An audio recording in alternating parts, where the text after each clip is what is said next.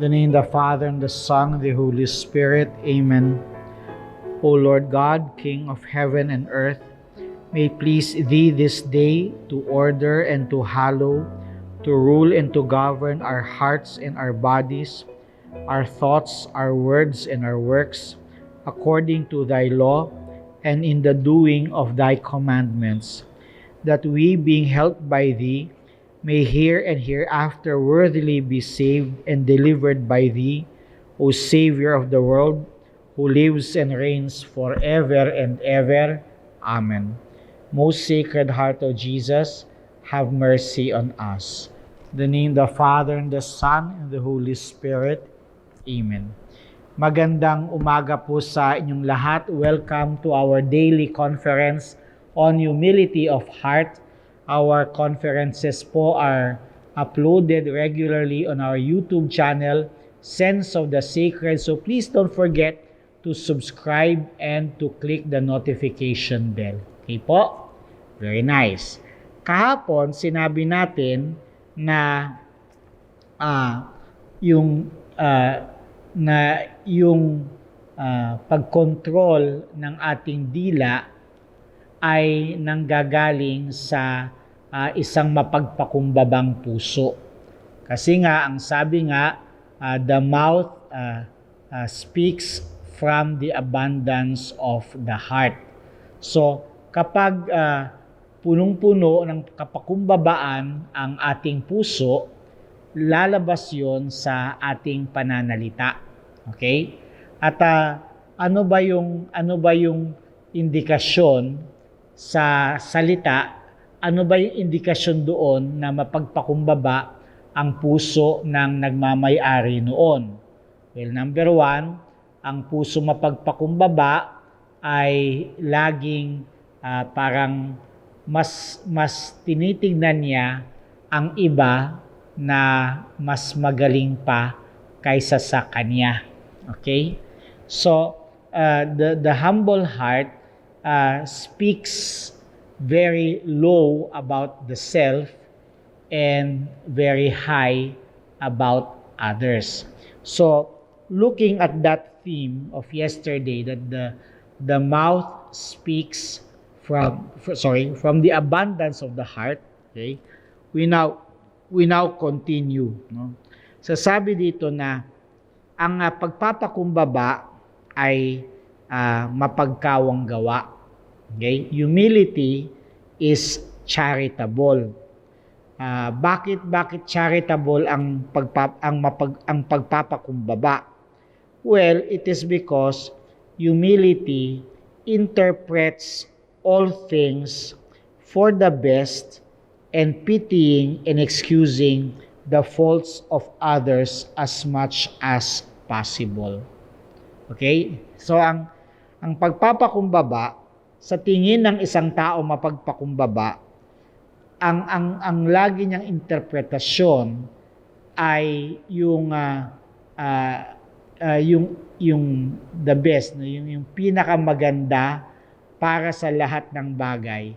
At kung mayroon mang mga pagkukulang sa iba, hangga't maaari ay kinaaawaan niya at binibigyan niya ng kadahilanan, excuses. He gives excuses para sa mga pagkukulang o pagkakamali ng iba as much as possible. So, halimbawa ng indikasyon ng pagpapakumbaba, yung sa halip na pinapatulan, halimbawa,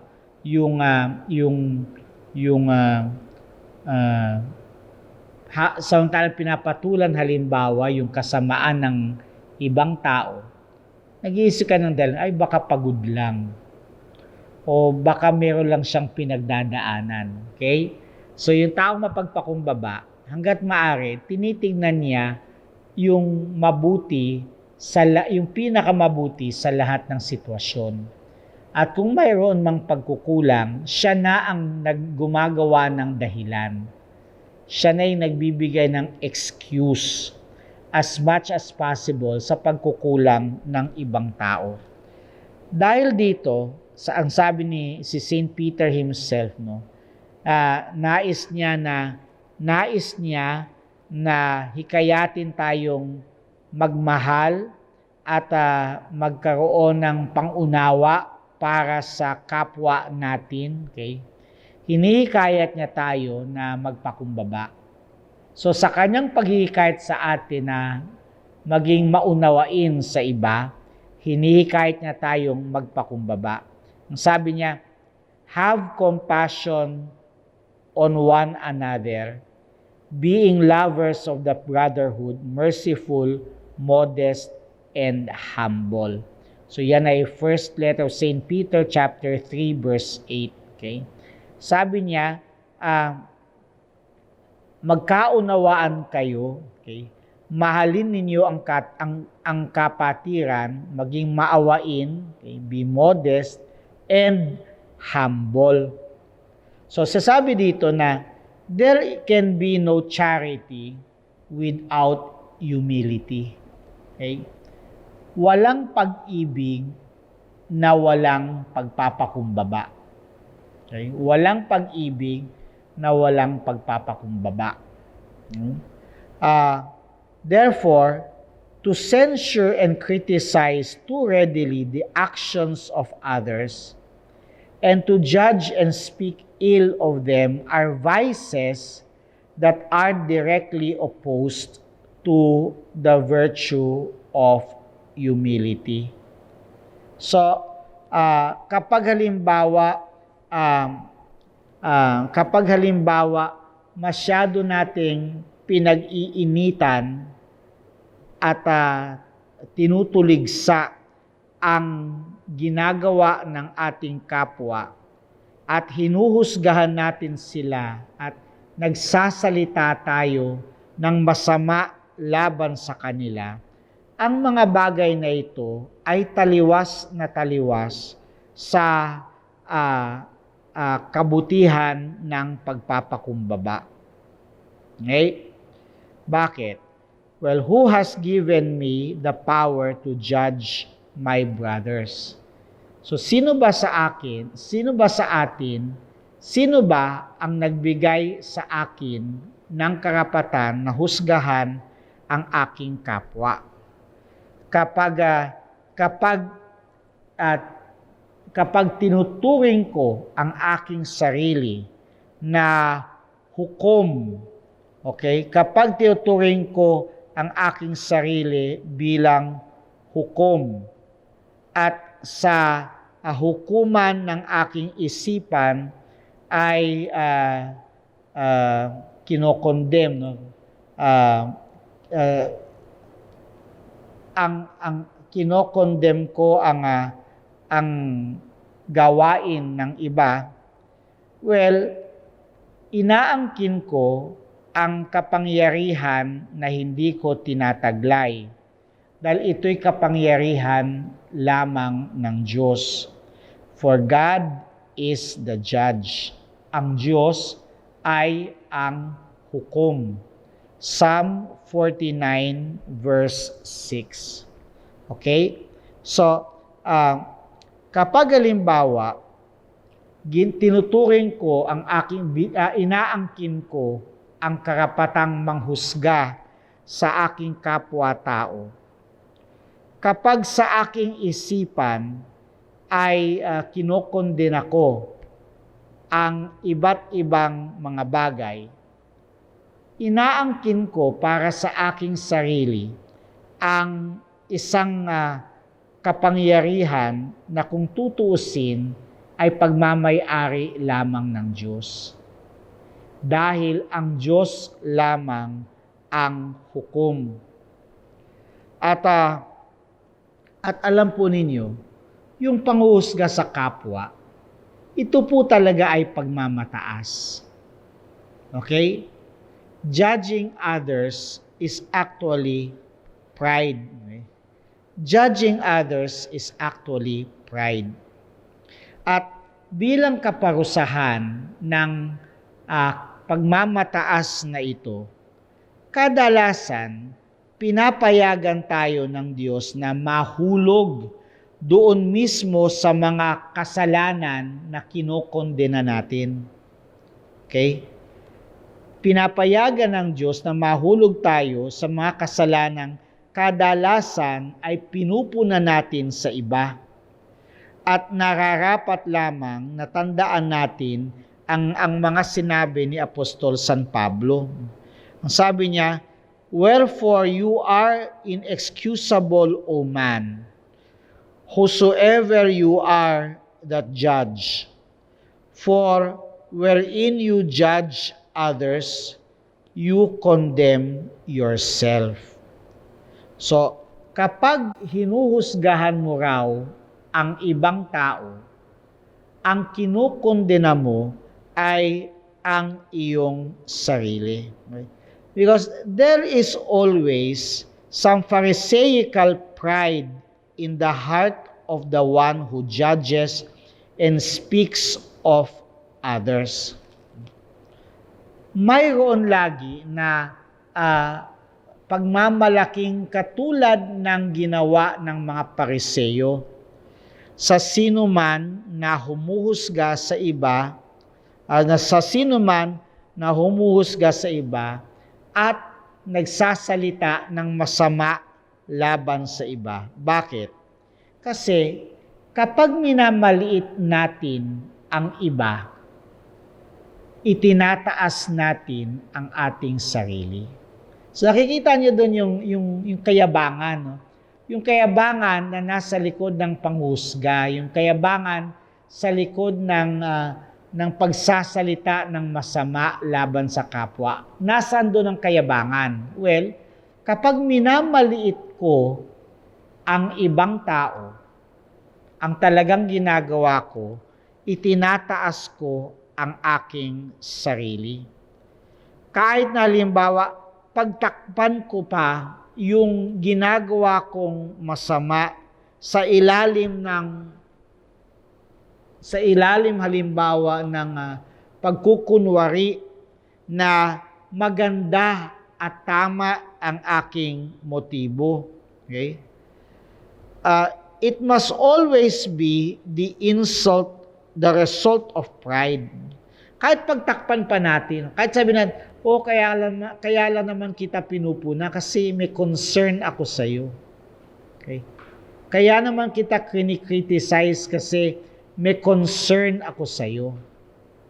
Pero actually, kahit takpan mo pa yan, lalabas at lalabas pa rin na ang iyong pamumuna ay resulta ng pagmamataas.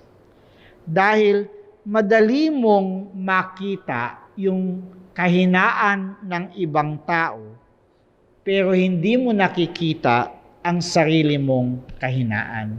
Di ba sabi ni Jesus, di ba, yung splinter in the eye. Kaagad-agad natin nakikita yung splinter sa mata ng ibang tao, pero hindi natin nakikita yung napakalaking tabla na nandoon sa ating sariling mga mata. So oftentimes we do not see the log in our eyes, while we are quick to recognize the splinter in the eyes of another. Kung tayo ay guilty ng pagmamataas, kailangang magbayad puri tayo. At wag nating parang let us not flatter, wag nating biruin ang ating sarili na nagtataglay tayo ng maliit na uri ng pagpapakumbaba. Wag nating lolokohin ang ating sarili na tayo daw ay mapagpakumbaba hanggat sa magkaroon tayo ng matibay na pagpapasya. Okay? Matibay na pagpapasya. Okay? We have mortified our evil tendency to speak ill of our neighbor. So wag nating sasabihin na tayo ay mapagpakumbaba hanggat magkaroon tayo ng matibay na pagpapasyang magtimpi sa pamumuna sa ating kapwa. Okay? So wag nating sasabihin na tayo mapagpakumbaba hanggat hindi tayo marunong magtimpi sa pagsasalita laban sa ating kapwa. Makinig tayo sa Panginoon na nagsasabing kung nasaan naroroon ang pagmamataas, naroroon din ang pagpuna. Subalit kung nasaan ang pagpapakumbaba, naroroon ang karunungan. Where pride is, there also shall be reproach. And where humility is, there shall also be wisdom. The proud man is scornful and arrogant in his speech. Okay? The proud man is scornful and arrogant in his speech. And the humble alone knows how to speak well and wisely. Okay? Tanging ang taong mapagpakumbaba ang nakakaalam kung paanong magsalita ng mabuti, okay, and wisely, at magsalita ng buong karunungan. Kung mayroong pagpapakumbaba sa puso, makikita ito sa pananalita. Kasi nga, tulad ng sinabi ni St. Luke, okay, na ang isang mabuting tao mula sa kayamanan ng kabutihan ng kanyang puso ay naglalabas lagi ng kabutihan. So the good man, out of the good treasure of his heart, brings forth that which is good. Let us pray.